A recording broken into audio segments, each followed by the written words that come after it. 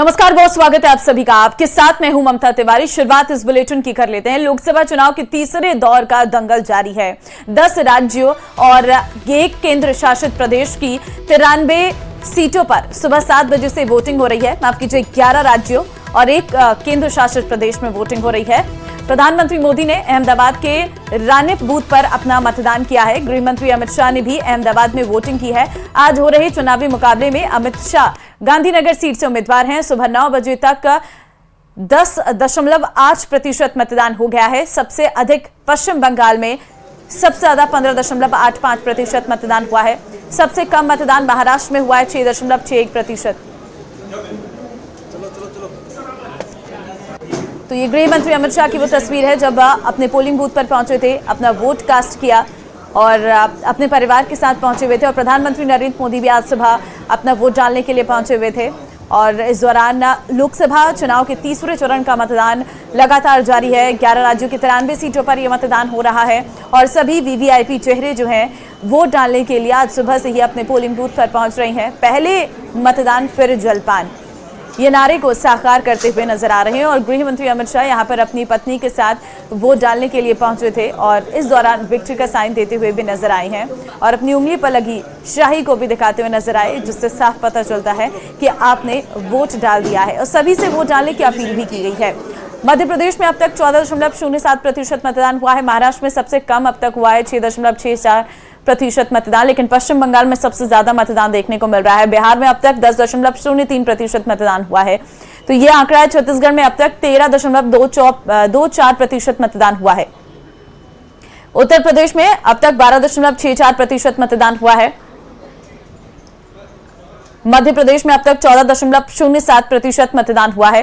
तस्वीरें हम आपको दिखा रहे हैं। पहली तस्वीर, प्रधानमंत्री नरेंद्र मोदी आज सुबह अपना वोट डालने के लिए पहुंचे थे, जिसकी तस्वीर भी हम आपको दिखा रहे हैं,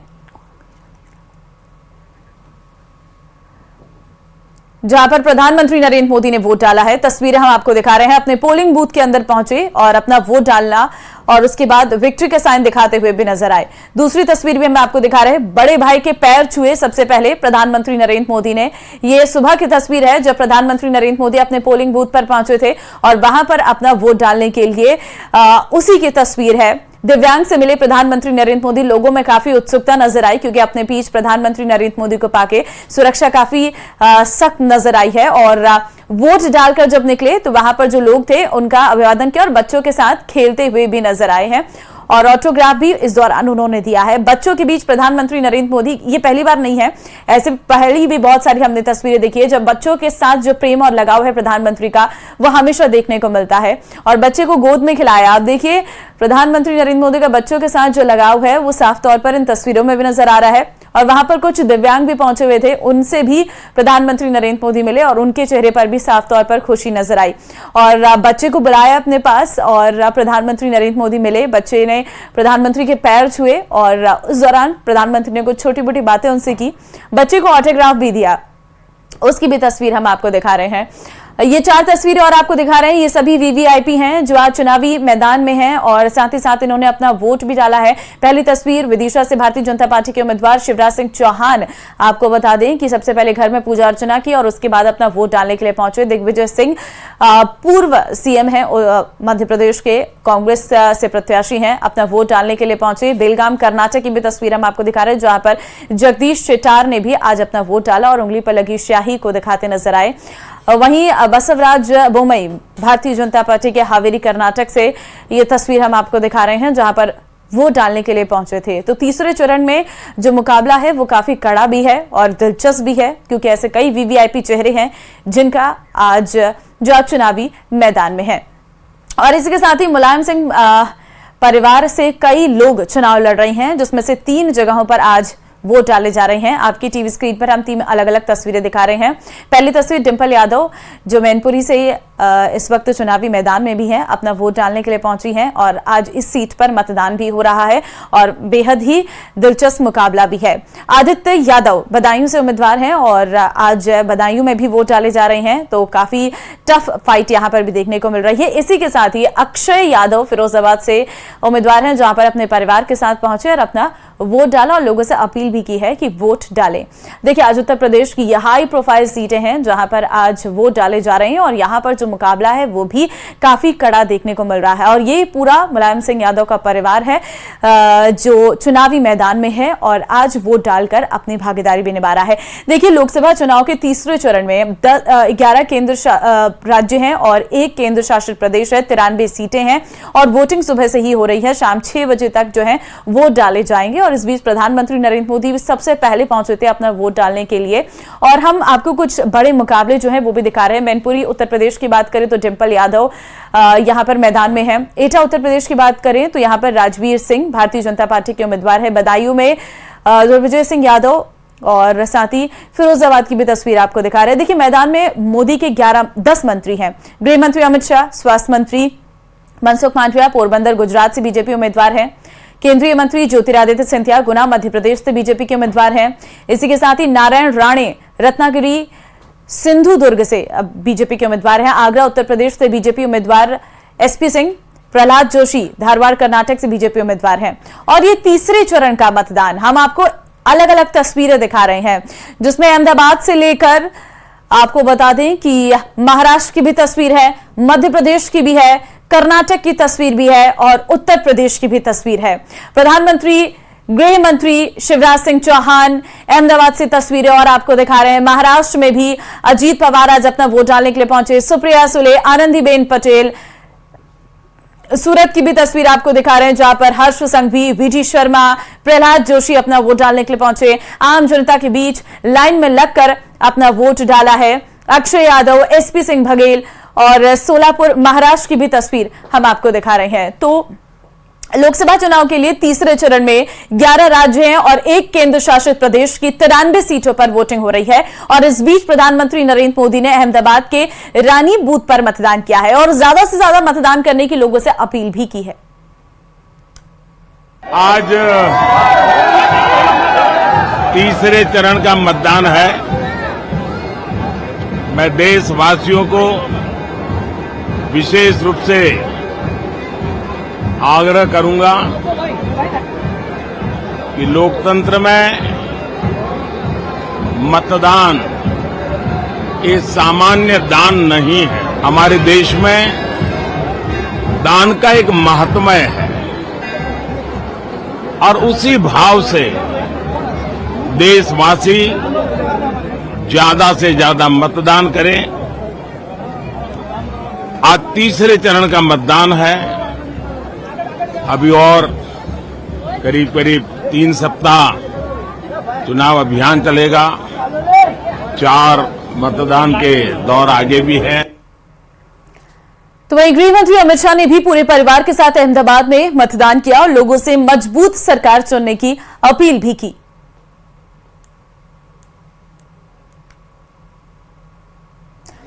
तो तस्वीरें हम आपको दिखा रहे हैं जहां पर गृह मंत्री अमित शाह मतदान करने के लिए अपने पोलिंग बूथ पर पहुंचे और उसके बाद परिवार के साथ जो है शाम मंदिर में पहुंचे और वहां पर पूजा अर्चना भी की और लोगों से मतदान करने की इस दौरान अपील भी की। फिर सरकार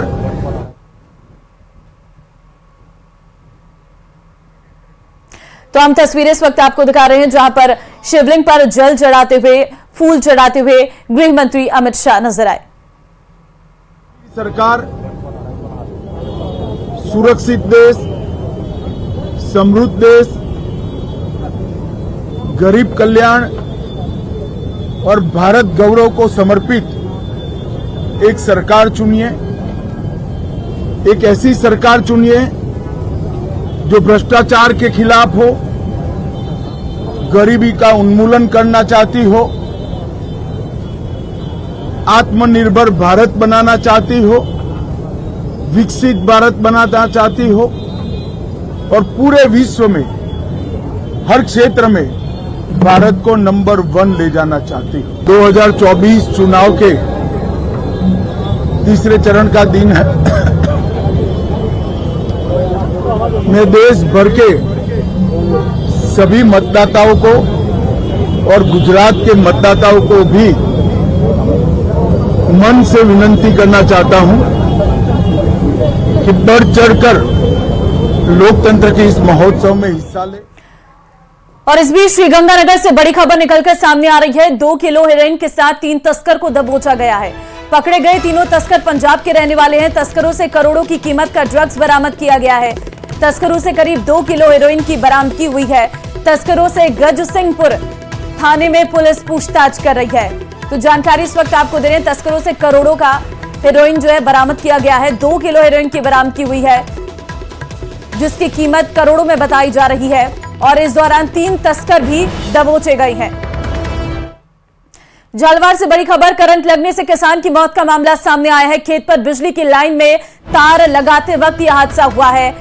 शव को पिड़ावा सीएचसी अस्पताल की मोर्चरी में भेजा गया है। पिड़ावा थाना क्षेत्र के पिपलिया गांव की यह घटना है। पिड़ावा पुलिस मामले की जांच में जुटी है। तो करंट लगने से किसान की मौत का यह मामला निकलकर सामने आया है। आपको जानकारी दे दें कि पिड़ावा थाना क्षेत्र की यह पूरी घटना बताई जा रही है। पिपलिया गांव की यह घटना है। पिड़ावा पुलिस मामले की जांच में जुटी है। खेत पर बिजली की लाइन में तार लगाते वक्त यह हादसा हुआ है।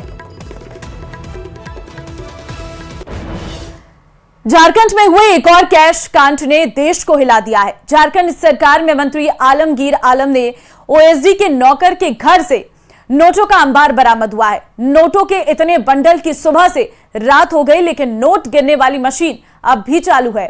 कहां से आए इतने नोट, पैसों का ये पहाड़ किसका है, ये तमाम सवाल उठ रहे हैं। देखिए रिपोर्ट।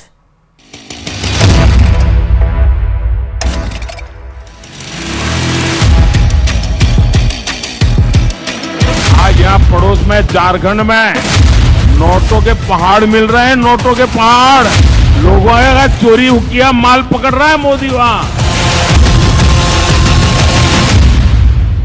पैसा ही पैसा, इतना कि गिनते गिनते मशीन हांफने लगी। नोटों की गड्डियां ही गड्डियां, बंडल बनाकर करप्शन के इस काली कमाई को ईडी के अधिकारी नोट कर रहे हैं।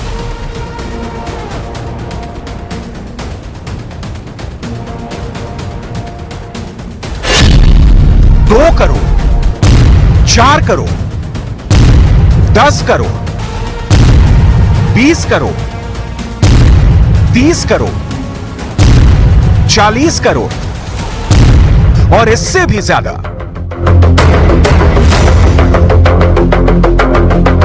और नोट ही नहीं, ज्वेलरी भी, जिसकी कीमत आंकी जा रही है। ईडी के अधिकारी भौचक्के हैं। कहां से आया इतना पैसा, किसकी है ये पाप की कमाई, करप्शन का जाल कहां तक फैला है। नोटों के बंडल इसका सबसे ताजा उदाहरण है।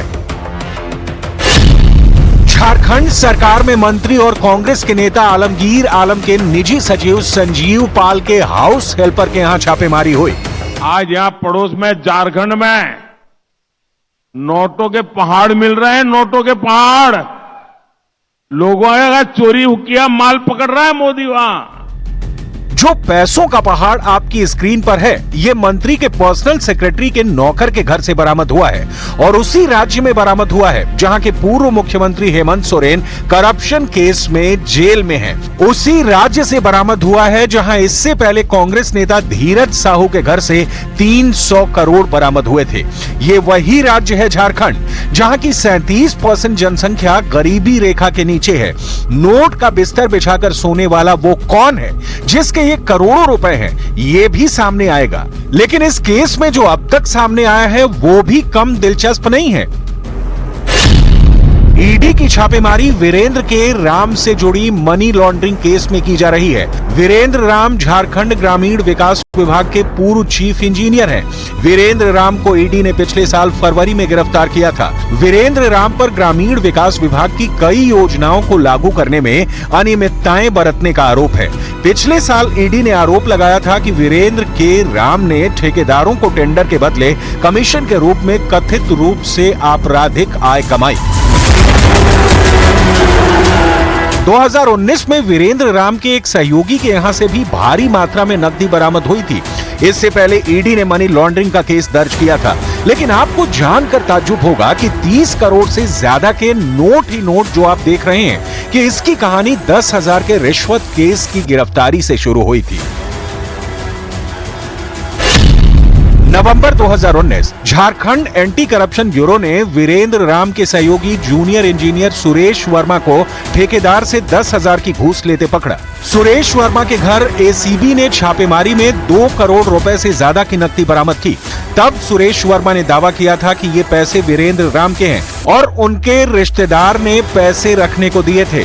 ईडी ने वीरेंद्र राम को गिरफ्तार कर लिया और वीरेंद्र राम ने बयान दर्ज कराया कि ये पैसे मंत्री को भी पहुंचाए जाते थे।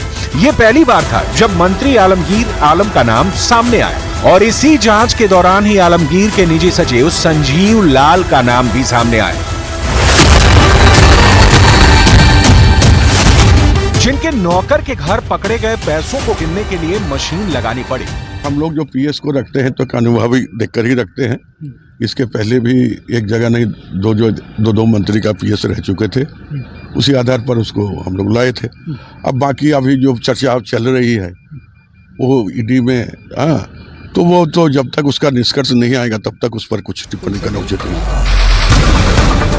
पैसा सामने है, कोई दलील की गुंजाइश नहीं दिख रही है। चुनाव के ऐन बीच कांग्रेस की गाड़ी फंस गई है। झारखंड कैश कांड ने कांग्रेस को बैकफुट पर ला दिया है। आलमगीर आलम 4 बार से कांग्रेस के विधायक हैं। वो पाकुड़ सीट से वर्ष 2000, 2005, 2014 और 2019 में विधायक चुने गए। अक्टूबर 2006 से दिसंबर 2009 के बीच आलमगीर आलम झारखंड विधानसभा में स्पीकर भी रह चुके हैं। 2019 के चुनाव में जब झारखंड में महागठबंधन की सरकार बनी तो मंत्री बने। झारखंड में कांग्रेस के एमपी के घर से 350 करोड़ रुपया कैश मिली, 350 करोड़ रुपया रोकड़ा, और आज कल रात को ही झारखंड में एक मंत्री के घर से 30 करोड़ रुपया जब्त हुआ है भाइयों।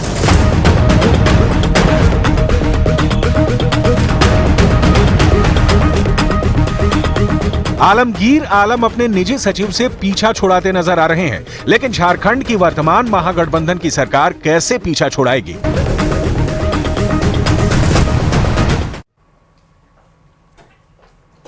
और एक बड़ी खबर इस वक्त निकलकर सामने आ रही है। राधिका खेड़ा ज्वाइन करेगी बीजेपी। पूर्व कांग्रेस प्रवक्ता बीजेपी ज्वाइन करेंगी थोड़ी देर में। राधिका खेड़ा बीजेपी ज्वाइन करेगी। आपको जानकारी दे दें कि कल ही राधिका खेड़ा ने प्रेस कॉन्फ्रेंस करके कांग्रेस पर तमाम आरोप लगाए थे, कांग्रेस के बड़े नेताओं पर आरोप लगाए थे और बताया था कि आखिर क्यों उन्होंने पार्टी को छोड़ा था, पार्टी से क्यों किनारा किया था। राधिका खेड़ा ने इस बात का जिक्र कल प्रेस कॉन्फ्रेंस में किया था। उन्होंने बताया था कि कल किस तरीके से कांग्रेस में उनके साथ अत्याचार हुआ, किस तरीके से उनके साथ बिहेवियर किया गया, इन सब के बारे में वो जिक्र करती हुई नजर आए। वो तस्वीर भी आपको दिखा रहे हैं जब वो प्रेस कॉन्फ्रेंस के दौरान कई बार उनकी आंखों से आंसू निकले और बताया कि किस तरीके से कांग्रेस में उनके साथ व्यवहार किया गया और उन्हें किस तरीके की जगह दी गई थी। और आज खबर है कि वो बीजेपी ज्वाइन कर सकती हैं और कुछ ही समय बाद बीजेपी वो ज्वाइन करेंगी। जयपुर के ज्वालाना से बड़ी खबर आपको देंगे। पैंथर ने हमला किया है, ड्राइवर गणेश के हाथ और कंधे पर हमला किया है। ड्राइवर को इलाज के लिए रवाना किया गया है। वन विभाग की रेस्क्यू टीम मौके पर पहुंची है। पुलिस और आपदा प्रबंधन मौके पर जमा हुई है। अब तक करीब 3 बिल्डिंग चेंज कर चुका है ये लेपर्ड। तो ड्राइवर गणेश के हाथ और कंधे पर जो है हमला किया है। पैंथर का अटैक देखने को मिल रहा है। वन विभाग की टीम लगातार पैंथर के रेस्क्यू के लिए जुटी हुई है, लेकिन अभी तक पैंथर का रेस्क्यू नहीं हो पाया है। पैंथर लगातार अपना जो लोकेशन है वो बदलता नजर आ रहा है और बताया यह भी जा रहा है कि 3 बिल्डिंग चेंज कर चुका है लेपर्ड।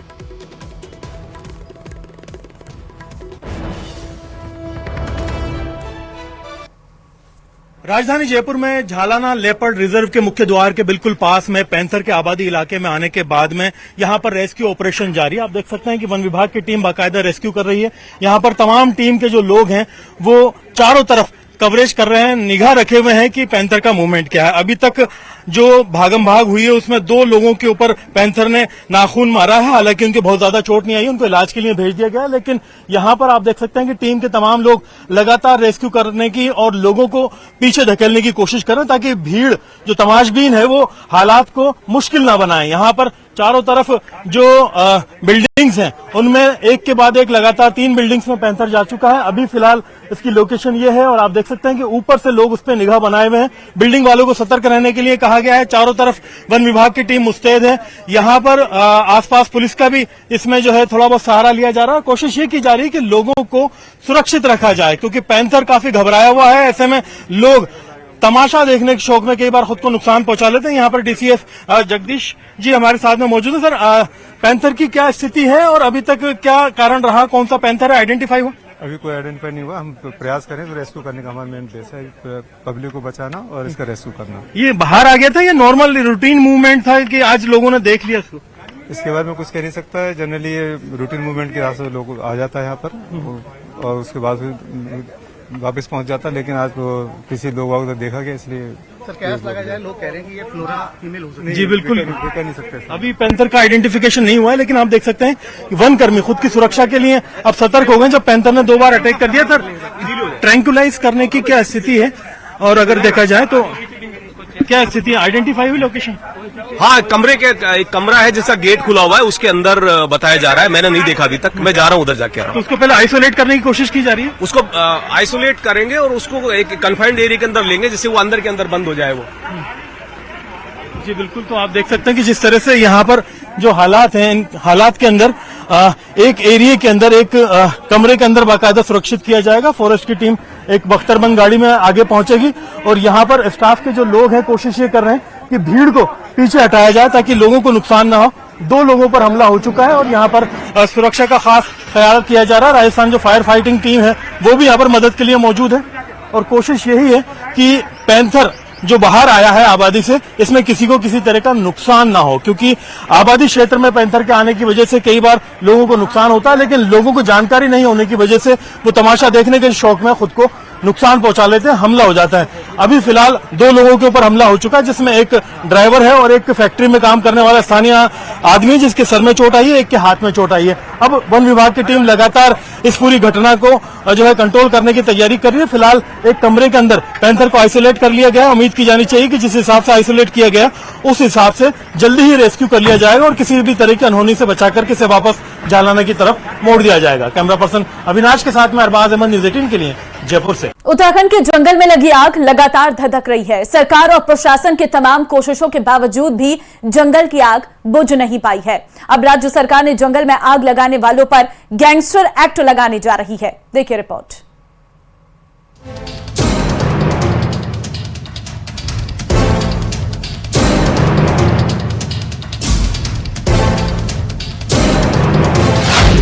उत्तराखंड के जंगलों में आग धधक रही है। आग बुझाने की कोशिश जारी।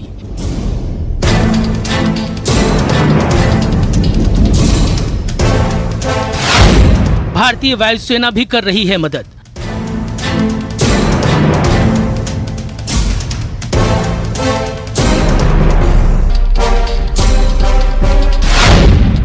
जंगलों में आग लगाने वालों पर लगेगा गैंगस्टर एक्ट।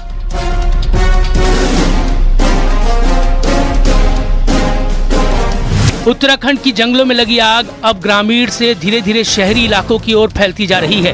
आग पर काबू पाने के लिए सरकार, प्रशासन और भारतीय वायुसेना ने पूरा जोर लगा दिया है, लेकिन अब तक आग पर काबू नहीं पाया जा सका है। उत्तराखंड सरकार ने सख्ती बरतते हुए जंगलों में आग लगाने वालों पर गैंगस्टर एक्ट लगाने की बात कही है। सीएम धामी के निर्देशों का असर भी साफ नजर आ रहा है।